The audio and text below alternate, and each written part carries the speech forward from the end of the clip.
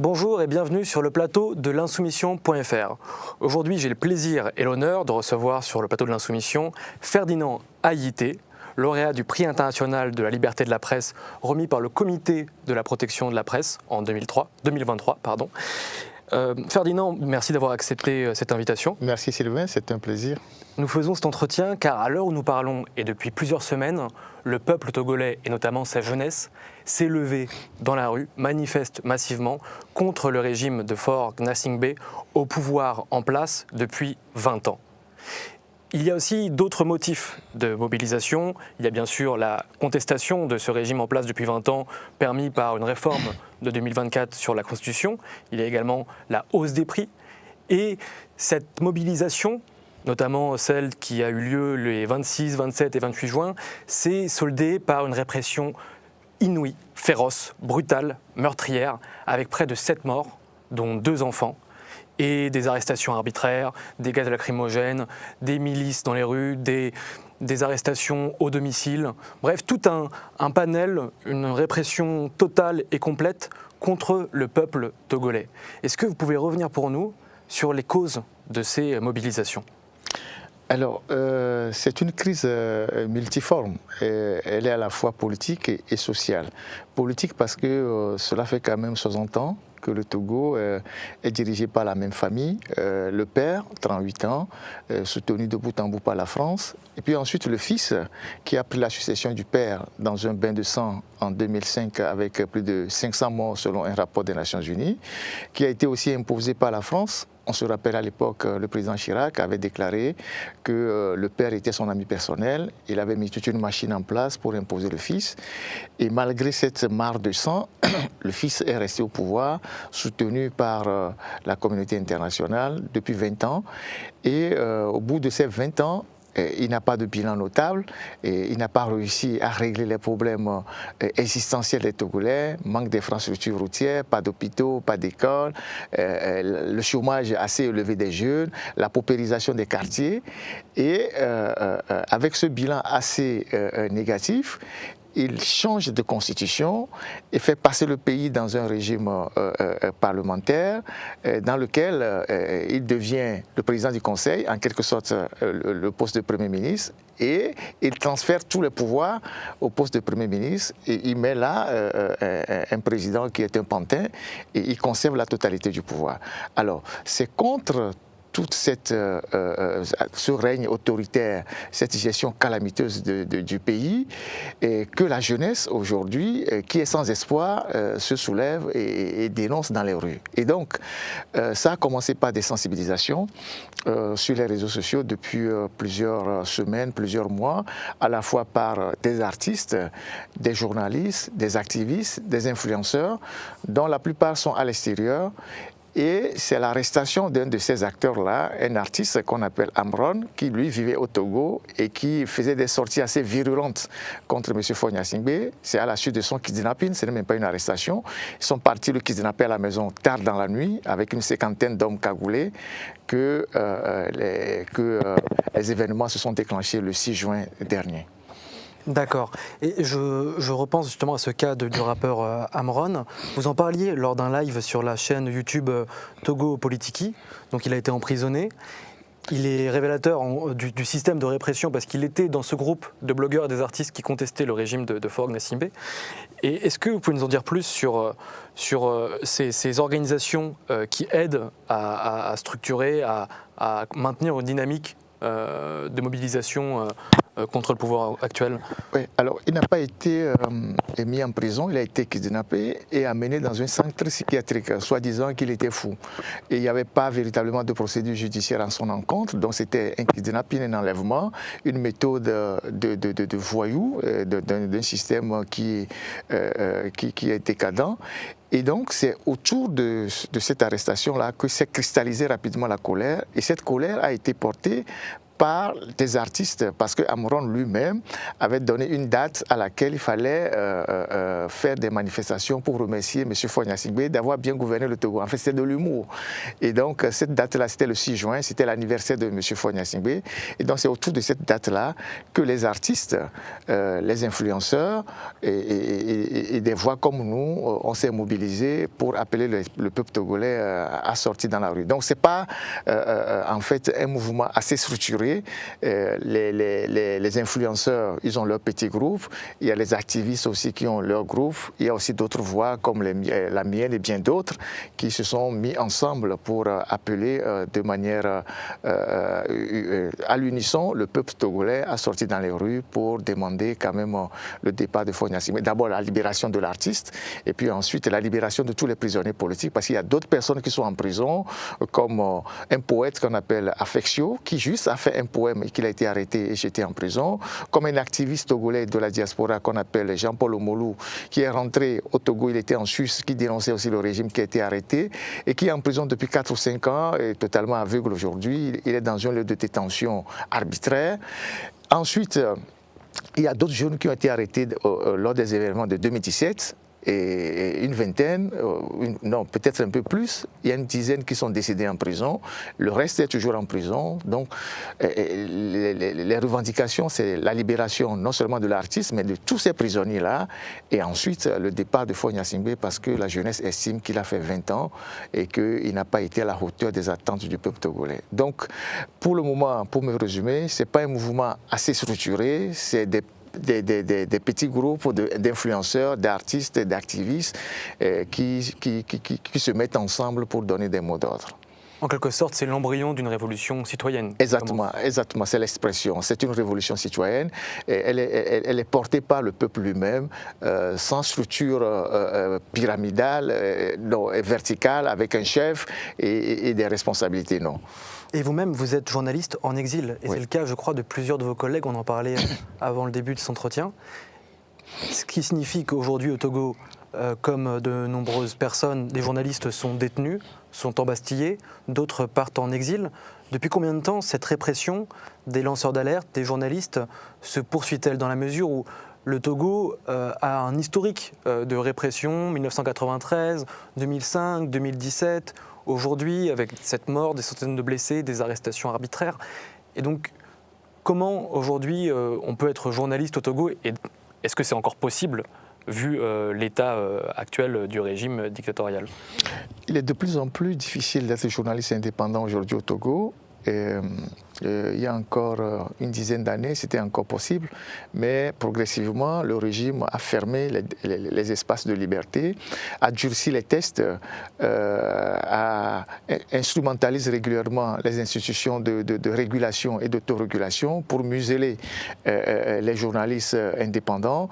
C'est soit des suspensions des médias par l'autorité de régulation qu'est la HAC, donc des suspensions intempestives sur des motifs fallacieux, soit c'est le harcèlement fiscal avec les impôts qui viennent vous embêter pour que vous mettez la clé sous le paillasson, soit c'est le harcèlement judiciaire, donc plusieurs convocations, des plaintes fantaisistes à la justice pour vous harceler moralement et psychologiquement, et soit c'est la prison, comme ce fut mon cas et le cas d'autres de nos collègues qui ont été obligés de quitter le pays. Alors pour les 2 dernières années, nous sommes aujourd'hui 5 personnes, 5 journalistes à avoir quitté le Togo, et c'est aussi soit aussi la surveillance électronique, puisque la preuve a été faite que plusieurs journalistes et aussi des acteurs de la société civile ont été placés sous Pegasus, parce que le Togo est l'un de ces rares pays à avoir acquis ce logiciel espion israélien qui devait lui permettre, selon eux-mêmes leurs propres termes,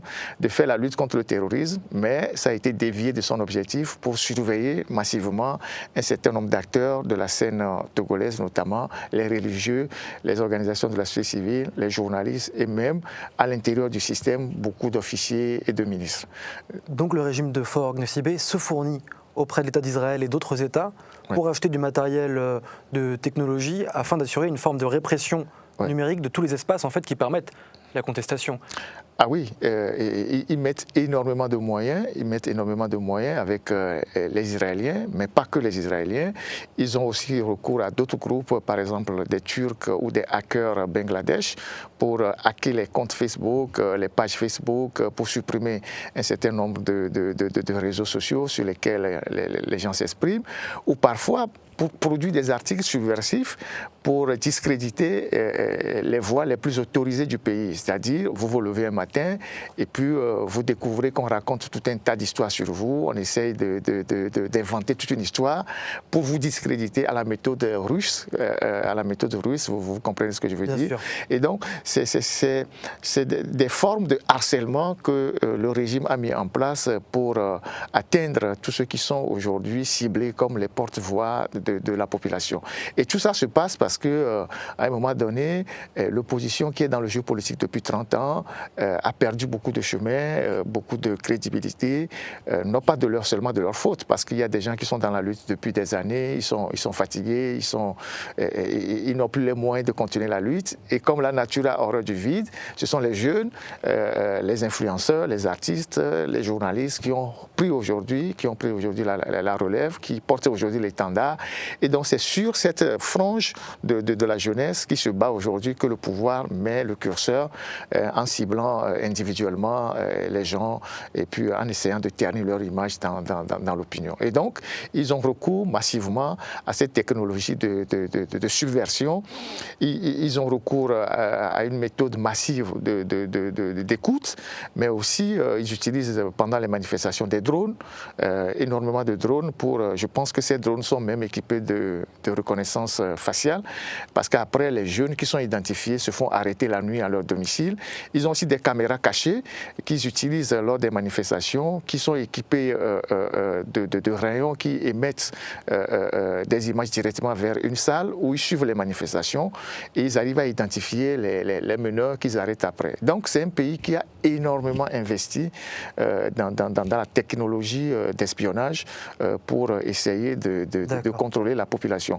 Et ils ont, à l'intérieur de la ville de Lomé, ils ont des villas, ils ont des résidences dans lesquelles ils ont implanté des structures pour surveiller dans les quartiers les individus. C'est des villas qui ne sont pas reconnues, qui sont des villas, des résidences discrètes, mais dans lesquelles opèrent un certain nombre d'individus. Vous voyez comment les Israéliens font quand ils sont en Palestine et un peu partout. Ils installent des maisons dans lesquelles, ces maisons qui abritent des espions, pour faire la surveillance dans les quartiers et pouvoir suivre les citoyens. Donc, une grande partie de la richesse du Togo, au lieu de créer des emplois, au lieu de construire les routes, au lieu d'équiper les hôpitaux, construire les écoles, sert à financer ces genres de structures pour le maintien au pouvoir de Faure Gnassingbé et de tout son clan. Et c'est par ce type de surveillance de masse que des jeunes TikTokers sont arrêtés à leur domicile? Tout à fait, tout à fait. Il y a ce TikToker-là, on l'a bien vu, qui était en plein live pendant les manifestations et qui a vu surgir à son domicile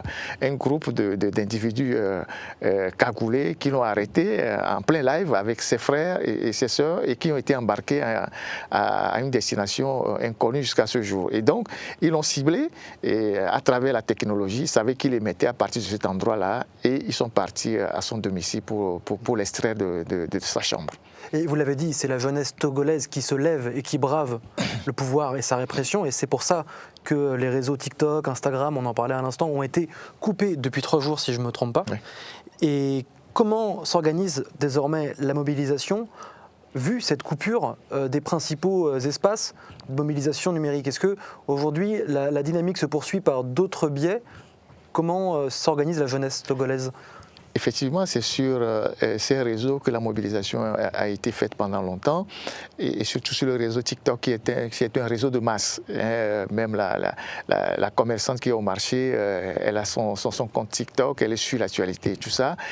Et donc, depuis le déclenchement des manifestations, surtout à partir du 26, le pouvoir de Lomé a rétréci d'abord la connexion, donc la connexion n'était plus vraiment fluide. Et ensuite, ils ont coupé totalement les réseaux sociaux, TikTok, Facebook, Instagram et tout ça, YouTube aussi, pour éviter que les manifestants communiquent entre eux ou qu'ils suivent les mots d'ordre qui viennent de l'extérieur.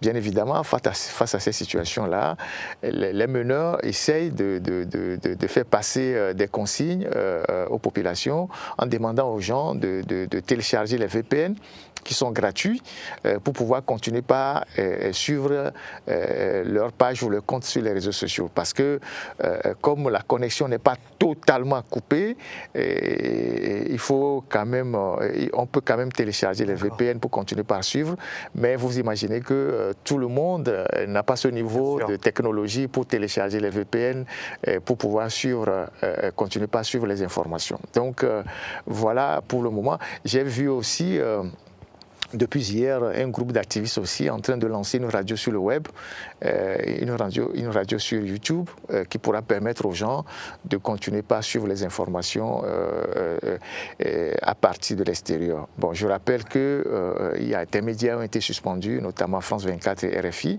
avant même que la violence ne s'abatte sur les manifestants à partir du 26, 27 et 28. Et c'est aussi le cas de votre média L'Alternative. Oui. Au niveau de votre chaîne YouTube et de votre TikTok, vous avez été victime de plusieurs suspensions. Des piratages. On a été en fait hackés par des gens qu'on a localisés au niveau du Bangladesh et tout porte à croire. On a des faisceaux d'informations qui nous amène à croire que c'est le régime qui a financé ces gens-là. Vous savez, au Bangladesh, il y a beaucoup de gens qu'on utilise pour faire ce genre d'opérations. Et même les auteurs s'en sont réjouis sur leur... ils l'ont revendiqué. Oui, ils s'en sont réjouis. Et donc, nous avons saisi quelques organisations, notamment le CPJ, qui m'a décerné le prix, RSF, et bien For Bad and Story, qui sont en train de travailler à nous récupérer ces comptes-là, ces pages-là auprès de Facebook. Vous savez que Facebook est beaucoup plus aujourd'hui avec les algorithmes. Les humains interviennent rarement et donc c'est très difficile de récupérer ces pages-là, mais ils sont en train de travailler là-dessus et j'espère que ces pages seront récupérées. Mais à côté, on a créé d'autres pages, d'autres comptes qui nous permettent de continuer par travailler, d'informer les populations togolaises. Et vous en parliez aussi à l'instant, l'argent qui est investi massivement pour ces systèmes de surveillance de masse, cette répression dans les espaces numériques, c'est autant d'argent qui ne va pas pour le Togo, qui ne va pas pour ses hôpitaux, ses écoles, sa population. Donc c'est un vaste détournement de fonds publics orchestré par ce régime. Et vous avez notamment travaillé, vous comme journaliste d'investigation, sur ces affaires de corruption. Est-ce que vous pouvez nous en dire plus sur ces affaires de corruption qui entachent le pays et pillent les richesses de ce pays à son peuple?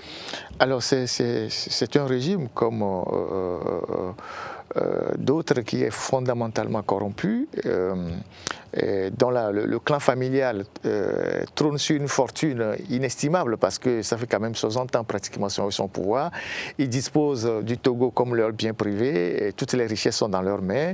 Ils sont libres de le céder ou de le concéder à qui ils veulent pour la conservation du pouvoir. Et donc les scandales ne manquent pas, que ce soit dans le domaine des BTP, dans la zone portuaire. Il y a l'éternel dossier Bolloré qui est encore devant les tribunaux en France. Dans le domaine des importations de carburant, en tout cas, il y a pas mal, et même des mines, les phosphates, qui sont exploités de façon assez opaque. Le clinker, nous avons travaillé avec mon journal sur les Panama Papers, dans lequel le Togo a été énormément épinglé à travers une firme indienne qui était installée dans notre pays avec l'appui des dirigeants et qui se partageait les bakchis, tout ça avec des comptes qui sont dans des pays, des paradis fiscaux. Et donc, il y a énormément de dossiers de corruption impliquant la famille présidentielle, le clan qui l'entoure, tous ceux qui sont autour de ce régime-là. Et donc, nous avons travaillé sur plusieurs cas, plusieurs dossiers que nous avons mis sur la place publique. C'est ce qui nous a valu d'ailleurs beaucoup d'ennuis dans le pays et qui nous a poussé aujourd'hui à l'extérieur. Et je repense à ce que vous avez dit tout à l'heure par rapport au narratif utilisé par le pouvoir. Ce qui est hypocrite, c'est que le pouvoir actuel de Faure Gnassingbé cherche à disqualifier le mouvement de résistance et la révolution citoyenne naissante en disant que ce mouvement de résistance serait piloté par des forces étrangères et donc en dévoyant le panafricanisme. Et donc c'est bien sûr une inversion totale de la réalité. Comment vous arrivez à lutter contre ce narratif qui vise à disqualifier ce mouvement? En fait, le pouvoir togolais est un pur produit de la France. Et durant tout leur règne, ils sont soutenus par la France, ils continuent d'être soutenus par la France. Et, mais c'est un pouvoir qui a diversifié ses relations, qui a mis ses œufs dans plusieurs paniers au cas où, parce que la géopolitique a commencé par évoluer. Et donc, pendant la crise au Sahel, avec les coups d'État qu'il y a eu au Mali, au Niger et au Burkina Faso, avec les sanctions de la CEDEAO, Faure Gnassingbé a pris fait et cause pour les pays sahéliens. En fait, c'était une position assez subtile pour lui, pour pouvoir se rapprocher de ces pays-là et s'éloigner de la CEDEAO, en fait, qui de l'intérieur faisait de la pression sur lui pour signer le protocole additionnel de la CEDEAO qui limitait les mandats. Donc, comme il n'était pas pour la limitation des mandats au sein de la CEDEAO, il a cherché à fragiliser l'institution de l'intérieur en prenant fait et cause pour les pays de l'AES aujourd'hui, les pays de l'AES. Et du coup, il a envoyé dans l'opinion africaine l'idée comme quoi son pouvoir est devenu un pouvoir panafricaniste. Et donc, beaucoup de gens sont tombés dans le panneau. Des gens ont commencé par dire, ah voilà, quand la CEDEAO a voulu sanctionner les pays du Sahel, les rares pays qui se sont opposés pour soutenir ces gens-là avec le port autonome de Lomé, c'est le Togo. Et donc, il a commencé, par cette posture-là, certains analystes ont commencé par relativiser leur position vis-à-vis du pouvoir de Lomé, qui est un pouvoir autoritaire, autocratique, un pur produit de la France-Afrique.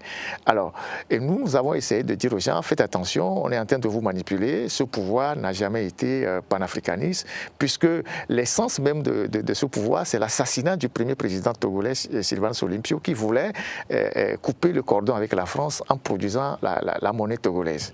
Et donc, son assassinat mettait fin à ce rêve-là que portaient nos pères de l'indépendance. Et donc, c'est pour ça que la France a continué par soutenir Eyadema jusqu'à sa mort. Et donc, là, avec les événements qui se sont produits ces derniers jours, le pouvoir et ses supporters, tous ceux qu'il finance en Afrique pour le supporter, y compris les communicateurs du Sahel, ont commencé par dire « Ah, c'est parce que M. Faure Gnassingbé est avec les Sahéliens que la France chercherait à le déstabiliser à travers tout ce qui se passe aujourd'hui. » Alors que quand les Togolais ont commencé par lutter contre la famille Gnassingbé, il n'y avait pas encore de mouvement dans les pays sahéliens. Les Togolais se battent contre la famille Gnassingbé depuis des années, à payer un lourd tribut dans cette histoire-là. Et à chaque fois que ce peuple est reprimé, le peuple prend une pause, rebondit. Et c'est ce cycle-là de cette bataille continue que le Togolais continue aujourd'hui contre la famille Gnassingbé. Donc, ça n'a rien à voir avec les histoires de l'AES. C'est les Togolais qui en ont marre d'un régime humanicide, liberticide, populicide, autoritaire et qui cherchent à se débarrasser d'une famille, d'un clan, d'une oligarchie comprador qui a détruit notre pays depuis des années. Le même sentiment que les autres peuples ont eu en se débarrassant de leurs dictateurs. Donc ça n'a rien à voir. Donc réduire les Togolais à ça, je pense que c'est une insulte à l'engagement, à la détermination du peuple togolais qui se bat depuis des années contre cette famille Gnassingbé au moment où d'autres ne s'occupaient même pas de leur chef d'État. Alors, et donc, je suis très heureux d'avoir écouté le ministre des Affaires étrangères français aujourd'hui même, qui, dans sa réponse à une interpellation, je pense à la Commission, à l'Assemblée nationale, manifeste une fois de plus que la France continue de soutenir le régime togolais. Monsieur le député Aurélien Taché, nous suivons bien entendu la situation au Togo, en lien avec notre ambassade sur place. Nous sommes bien au fait des manifestations qui s'y déroulent. Nous avons pris acte de la transition constitutionnelle vers la 5e République togolaise qui s'est achevée le 3 mai 2025 et appelons l'ensemble des acteurs politiques à un dialogue transparent, inclusif et apaisé. Nous rappelons notre attachement indéfectible à la liberté de manifestation et à la liberté de la presse que nous défendons partout dans le monde. Et s'agissant des allégations de torture, nous appelons les autorités togolaises à faire toute la lumière sur ces accusations. Ce qui fait tomber tout le narratif qui consiste à dire que voilà, c'est la France qui veut déstabiliser Faure Gnassingbé. C'est pour ça que tout le mouvement qui vient de l'extérieur là est porté par la France. Ils ont dit généralement la DGSE. Je ne sais pas s'ils savent ce que c'est que la DGSE. Tout le monde parle de la DGSE qui voudrait déstabiliser le régime togolais. Je pense que si la DGSE avait cette ambition-là, elle ne passerait pas par des gens comme nous qui n'avons aucun moyen pour faire quoi que ce soit. Et donc, la sortie du ministre des Affaires étrangères français aujourd'hui prouve à suffisance que, et c'est ce que nous avons eu l'habitude de le dire, que la France continue de supporter ce régime-là, puisqu'il a dit clairement que la France a pris acte de la modification constitutionnelle qui est arrivée au Togo, c'est quand même extrêmement grave. Et après, le reste, ça a été le narratif diplomatique de toujours. La France est attachée aux valeurs démocratiques, à la liberté d'expression, machin, et pourtant on tue les gens, on maltraite les gens, on massacre les gens, on rentre dans les maisons, on viole les gens, on fait recours aux milices pour taper les gens, et ensuite les gaz lacrymogènes qui ont été utilisés, une grande partie est de fabrication de sociétés françaises, puisqu'on a fait un travail d'identification de ces engins-là qui servent aujourd'hui à réprimer les manifestants au Togo. Ce qui prouve bien que la France de Macron est complice des répressions en cours du régime. Et c'est une manipulation et une insulte, effectivement, de faire croire que le mouvement de résistance actuel est manipulé par la France au vu de la coopération militaire. Qui continue d'ailleurs. Qui continue. Et qui, non seulement qui continue d'ailleurs, mais la France s'apprête, je pense, dans les jours à venir, à livrer encore du matériel à l'armée togolaise. Donc, on ne peut pas dire que la France est contre le régime togolais, alors qu'elle partage toujours des informations sensibles avec le pouvoir togolais. Ça, c'est les conséquences de l'accord militaire. Et puis ensuite, elle continue de livrer du matériel. Les compères français sont encore à Lomé. Voilà. En tout cas, de toutes les façons, le régime de Faure Gnassingbé aujourd'hui est supporté par plusieurs régimes. La France comme partenaire traditionnel, mais il y a aussi les Turcs qui sont là, qui apportent de leur expertise au nord du Togo à travers des mercenaires. Il y a aussi les Israéliens qui sont très actifs, qui fournissent du matériel d'écoute et tout. Il y a les Américains aussi. Il y a je pense que c'est un ensemble de partenaires qui continuent d'appuyer ce régime liberticide aujourd'hui et qui ferment les yeux sur toutes les dérives que ce régime crée tous les jours. Et pour revenir sur l'intervention du ministre Jean-Noël Barrot, il était interrogé par le député insoumis, donc Aurélien Taché. C'est ça. Jean-Noël Barrot se contente de demander à ce que toute la lumière soit faite sur les allégations de torture sans jamais condamner la répression sauvage et meurtrière contre le peuple togolais. Et bien sûr, il n'y a pas les mains mortes dans des formules creuses du style la France se range du côté de la liberté de la presse, de la démocratie, et donc c'est en quelque sorte la marque de fabrique de la diplomatie macroniste qui refuse le non-alignement et qui refuse de condamner ce type de répression quand elles ont lieu.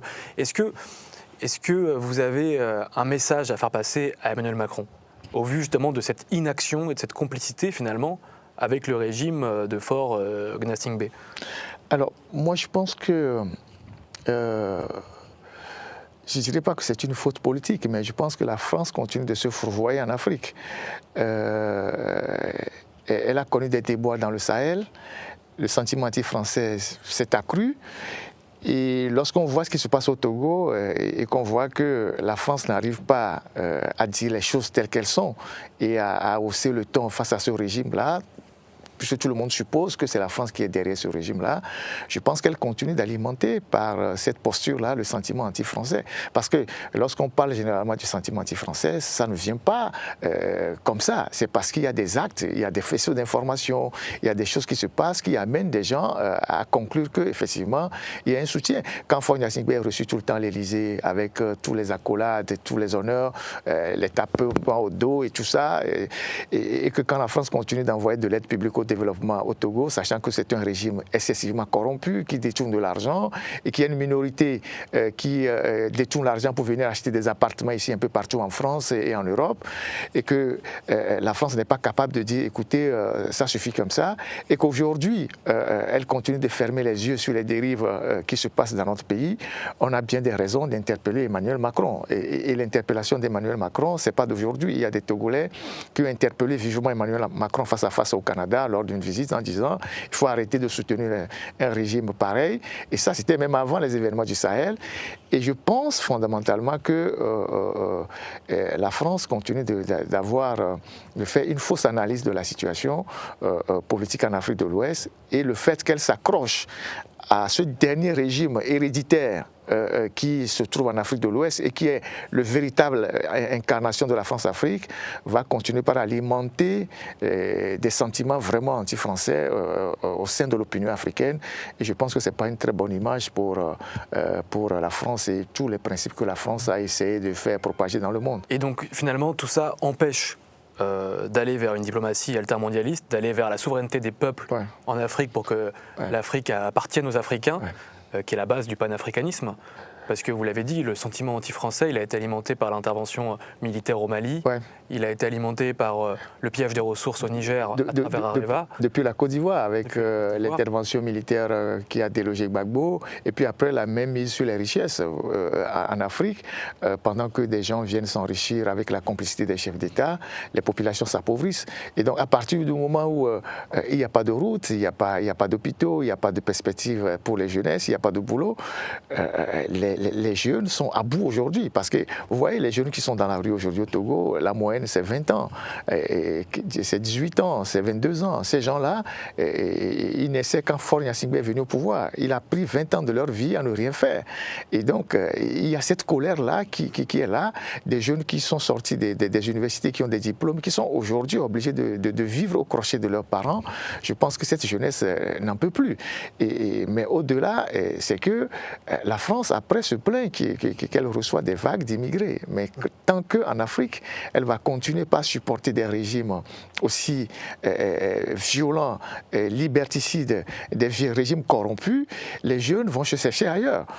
Même si on essaye de mettre des barrières partout, les gens continueront par partir, par arriver, parce qu'ils n'ont que cette solution-là.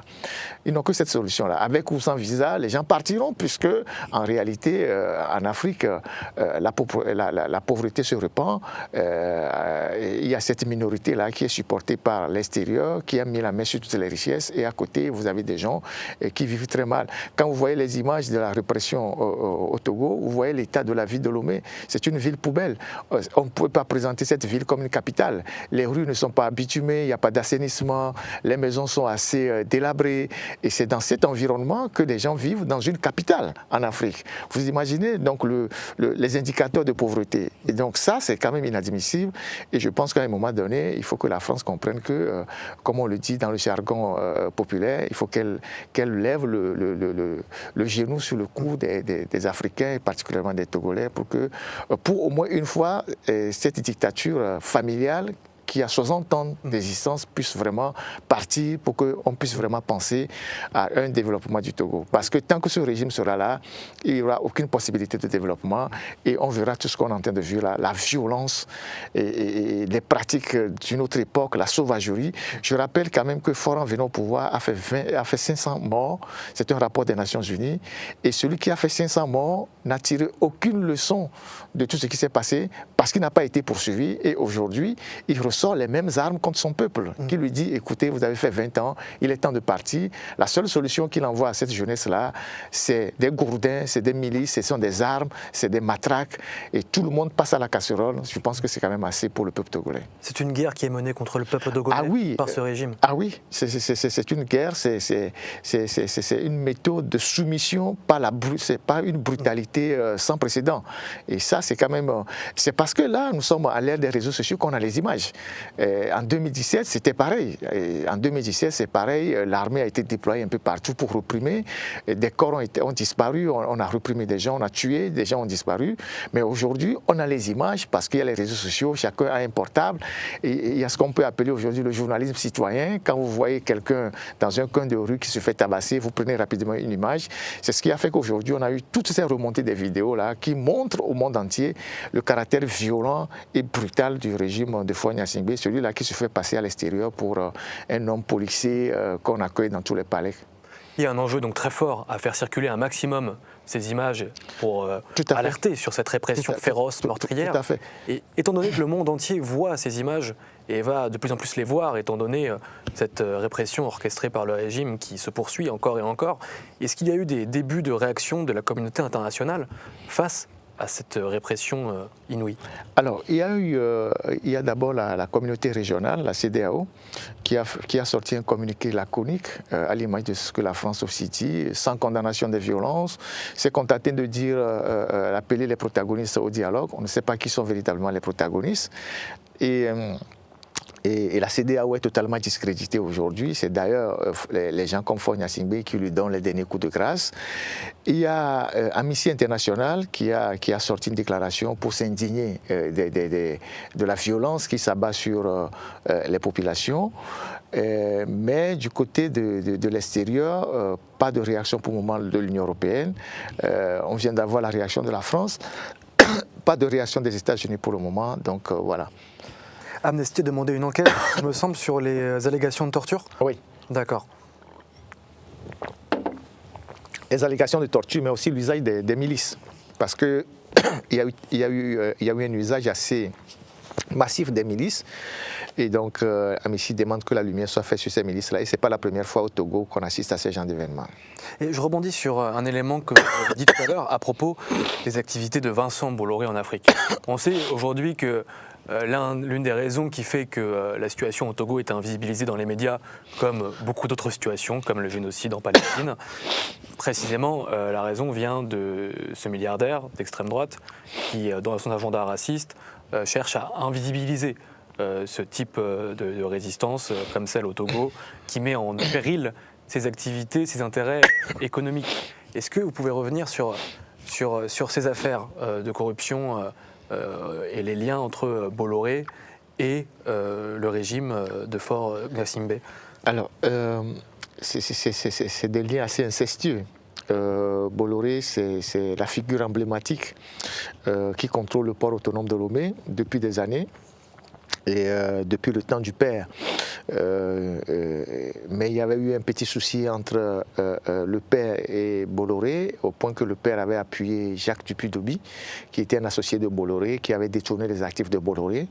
Mais dès que Faure Gnassingbé est arrivé au pouvoir, au détour d'une rencontre à Lisbonne, Sarkozy lui avait lancé cette je ne dirais pas que c'est une mise en garde, mais bon, ça a l'air d'une mise en garde, en disant quand on aime la France, il faut penser aux intérêts de la France.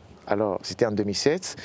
Et en 2008, pour valider son second mandat, non, son troisième mandat, je pense, 2005, 2010, ouais, son deuxième mandat, Faure avait commencé par réfléchir à se rapprocher véritablement non, il avait pensé mettre en exécution ce que Sarkozy lui avait dit. Et donc, il s'est débarrassé de manière rocambolesque de Jacques Dupuy-Doby, qui a été brièvement arrêté à Lomé. Et les actifs ont été remis à Bolloré. Et Bolloré est revenu en force en 2010, avec le lancement d'un grand projet de modernisation du port autonome de Lomé, de la construction d'un troisième quai avec 300 milliards de francs CFA.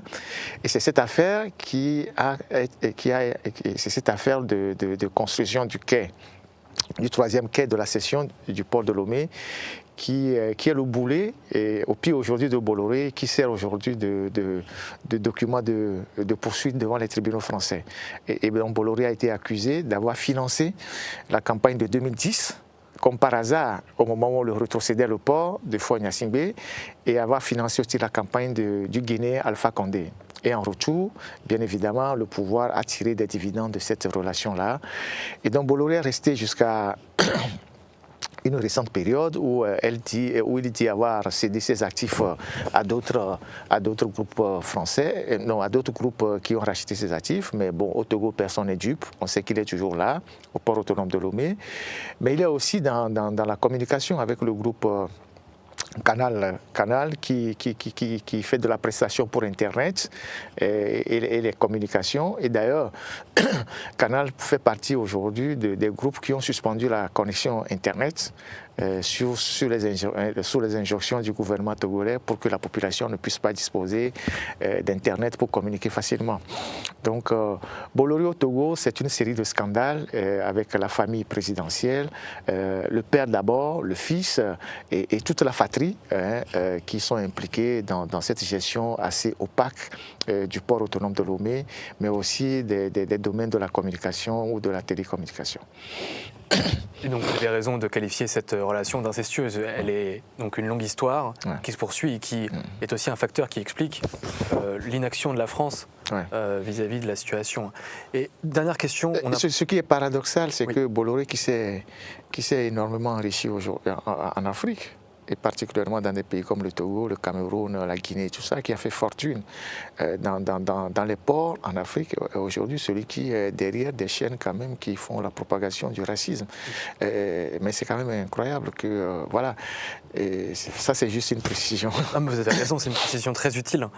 Et on le sait que trop bien en France, à travers l'écoute et le constat du traitement médiatique sur les chaînes de Vincent Bolloré, de l'ensemble des sujets de société, avec une ligne éditoriale islamophobe, une ligne d'invisibilisation du génocide, d'invisibilisation de toutes les luttes et révolutions citoyennes dans le monde, y compris celle au Togo, évidemment pour les raisons que vous venez d'expliquer. Et donc on sait voilà, l'emprise de ce milliardaire d'extrême droite et ses méfaits sur les populations, sur les peuples et sur leur souveraineté.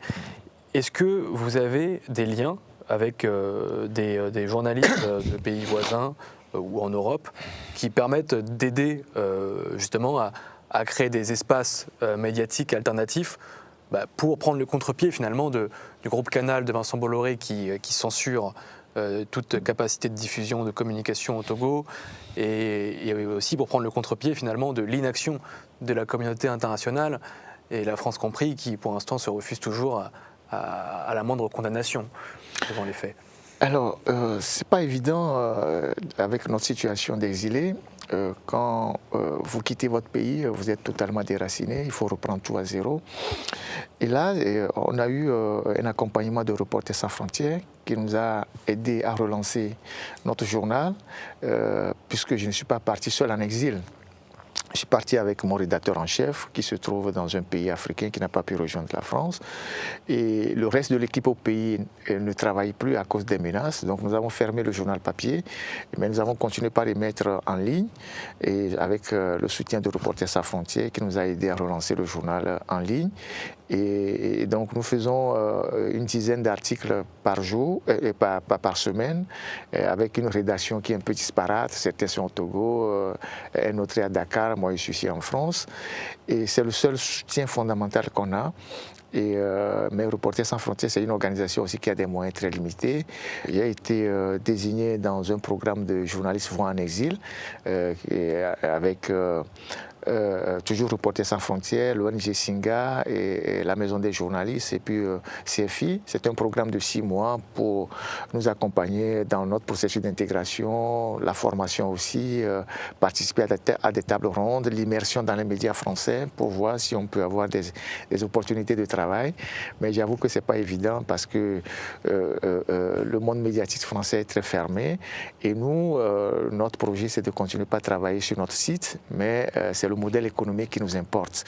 Parce que là, on n'a pas encore un modèle économique assez fiable.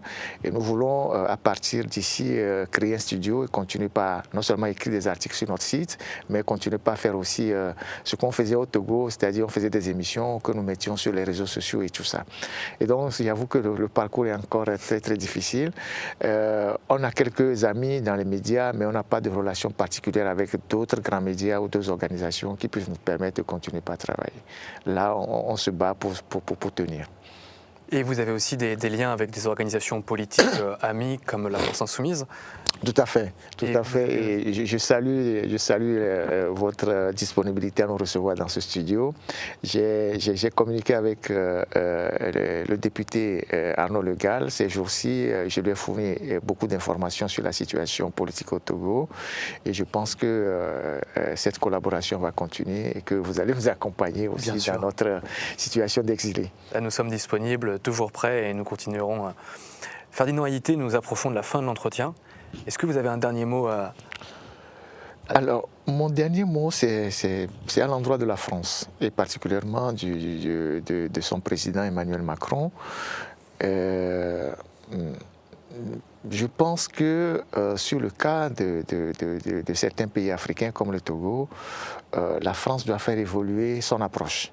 On ne peut plus rester dans les postures des années 80, 70 où la France s'accroche à des régimes qui sont des régimes dépassés, qui sont des régimes qui ne sont plus en phase avec leur population.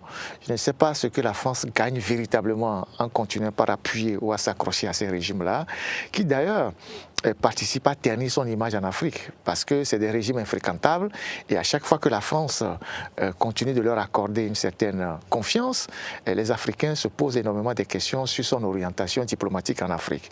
Et donc la situation qui est aujourd'hui en Afrique de l'Ouest ne doit pas amener la France à se cacher derrière le narratif qui consiste à dire on ne veut pas se mêler, c'est des problèmes internes, nous restons attachés aux valeurs de liberté de presse, de la démocratie, alors tout en sachant qu'elle continue d'appuyer ces genres de régimes avec la coopération militaire, avec l'aide publique au développement, avec des rencontres avec les premiers responsables de ces régimes-là qui sont très, très, très corrompus. Donc mon cri de détresse, c'est à l'endroit du président français. Les Togolais se battent déjà, les Togolais, ils savent très bien que personne ne viendra le faire à leur place. Ils se battent avec les moyens qu'ils ont. La jeunesse se bat avec les moyens qu'elle a.